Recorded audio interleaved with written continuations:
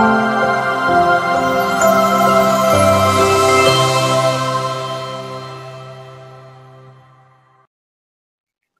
இயேசு கிறிஸ்துவுக்குள் எனக்கு அருமையானவர்களே, நம் ஆண்டவர் இயேசு கிறிஸ்துவனுடைய நாமத்தினால் உங்கள் அனைவரையும் வாழ்த்துகிறேன். நீங்கள் கேட்பதற்கு முன்னதாகவே உங்களுடைய தேவைகள் அனைத்தையும் அறிந்து வைத்திருக்கிற விண்ணக தந்தையிடம் உங்களுக்காக ஜெபிக்க நான் கடமைப்பட்டிருக்கிறேன்.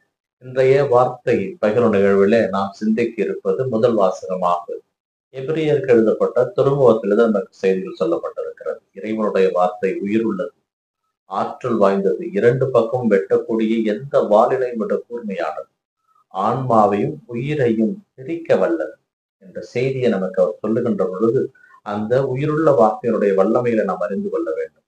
இன்றைய காலகட்டத்திலே நாம் பேசுகின்ற ஒவ்வொரு வார்த்தைக்கும் அதனுடைய எண்ணங்கள் செயல்படுகின்றன. ஒரு செடியை பார்த்து நீங்கள் நல்லபடியாக பேசுகின்ற பொழுது அந்த செடி நல்லபடியாக வளர்கிறது. அந்த செடியை பார்த்து உங்களால் இயன்ற கடினமான வார்த்தைகளை பயன்படுத்துகின்ற பொழுது அந்த செடி வாடி போய் விடுகிறது. இதை நாம் எதை கொண்டு யோசிக்கலாம், எதை கொண்டு நிரூபிக்கலாம் என்றால், நம்முடைய வாழ்நாளிலே நாம் பேசுகின்ற வார்த்தை, சில நேரங்களிலே நாம் கோபத்திலே திட்டி விடுவோம், நீ நன்றாக இருக்க மாட்டாய் என்று. அந்த வார்த்தை பழித்து விடுகிறது. வார்த்தை உயிருள்ளது. இந்த வார்த்தை நம்மோடு இருக்கிறார். ஏனென்றால் கடவுள் ஆதியிலே நம் ஆதி பெற்றோர்களை படைத்த பொழுது மண்ணால் அவர்களை செய்து தனது உயிர் மூச்சை அவர்களுக்குள் ஊதினார் என்று நாம் தொடக்க நூலிலே வாசிக்கலாம். உயிர் மூச்சை ஊதுகின்ற பொழுது வார்த்தையானவர் நம்மேலே கலந்தார். நம் வாயிலிருந்து வருகின்ற ஒவ்வொரு வார்த்தைக்கும் உயிர் இருக்கிறது, ஒவ்வொரு வார்த்தைக்கும் மதிப்பு இருக்கிறது. இந்த வார்த்தையை நாம் எப்படி பயன்படுத்துகிறோம் என்பதில் தான் நமது வாழ்க்கை அடங்கி இருக்கிறது என்பதை இன்றைய முதல் வாசகம் நமக்கு எடுத்துக் கொடுக்கிறது. இறைவனுடைய வார்த்தை உயிர் உள்ளது, ஆற்றல் வாய்ந்தது, இரண்டு பக்கம் வெட்டக்கூடிய எந்த வாளிடம் விட கூர்மையானது என்று பார்க்கின்ற பொழுது அதை நாம் ஒரு சில எடுத்துக்காட்டின் மூலம் அறிந்து கொள்ளலாம். இப்பொழுது ஒரு பெரிய கத்தி இருக்கிறது என்றால் அதற்கு ஒரு கைப்பிடி வேண்டும். அந்த கைப்பிடி இல்லாமல் அந்த கத்தியை நம்மால் பயன்படுத்த முடியாது. அதுபோலதான் இறைவனுடைய வார்த்தை, இரண்டு பக்கமும் கருக்குள்ள ஒரு வாள். அந்த வாளை நீங்கள் பிடிப்பீர்களானால் எப்படியாவது உங்களுக்கு ஒரு காயத்தை ஏற்படுத்தும், ஒரு தாக்கத்தை ஏற்படுத்தும். அந்த நோக்கத்தில் தான் எபிரேய ஆசிரியர் அந்த வார்த்தையை பயன்படுத்தி இருக்கிறார். இன்றைய நற்செய்தி வாசகத்திலே ஆண்டவர் சுங்கசாவடியில் அமர்ந்திருந்த லேவியை அழைப்பதாக நாம் பார்க்கிறோம். ஆண்டவர் அழைப்பதற்கு நேர்மையாளராகத்தான் இருக்க வேண்டும் என்பது கிடையாது.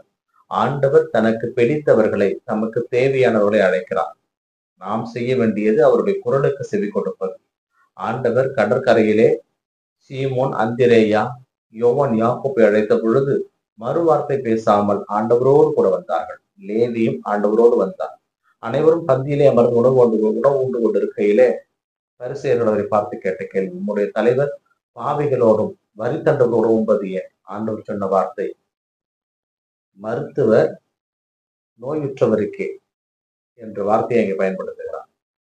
இந்த வார்த்தையை நாம் பயன்படுத்துவதனுடைய நோக்கத்தை நாம் அறிந்து கொள்ள கடமைப்பட்டிருக்கிறோம். பிரியமானவர்களே, கடவுள் நம்மோடு இருக்கின்ற பொழுது அவர் நம்மை புடமிட்டு பார்க்கிறார். நாம் அவருக்கு உரியவர்களா என்று பார்க்கிறார். அப்படியானால் இந்த பூ உலகம் நமக்கு கொடுக்கப்பட்டிருக்கிறது. அந்த பூ உலகத்திலே நம்முடைய செயல்பாடுகள், அன்றன்றைக்கான செயல்பாடுகள், அதற்கான எல்லாவற்றையும் நாம் பெற்றுக்கொள்கின்றோம். நல்லது செய்வோமானால் நல்லதை பெற்றுக்கொள்வோம், தீயது செய்வதுமானால் தீயதை பெற்றுக்கொள்வோம். அவ்வளவுதான். ஆனால் எல்லா நிலையிலும் கடவுள் நம்மோடு இருப்பார். நம்மை விட்டு ஒருபோதும் விலகி செல்ல மாட்டார். ஏனென்றால் அவர் நம்மை பெயர் சொல்லி அழைத்திருக்கிறார். பெயர் சொல்லி அழைத்த கடவுளுக்கு ஏற்ற வாழ்வை வாழதான் இன்றைய வாசகங்கள் நமக்கு அழைத்து விடுகிறது.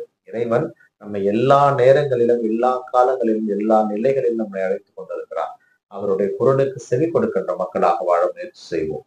இந்த நாள் உங்களுக்கு இனிய நாளாகவே அமையட்டும். இறைவன் இயேசு என்று வாழ்த்து பெறுவாராக.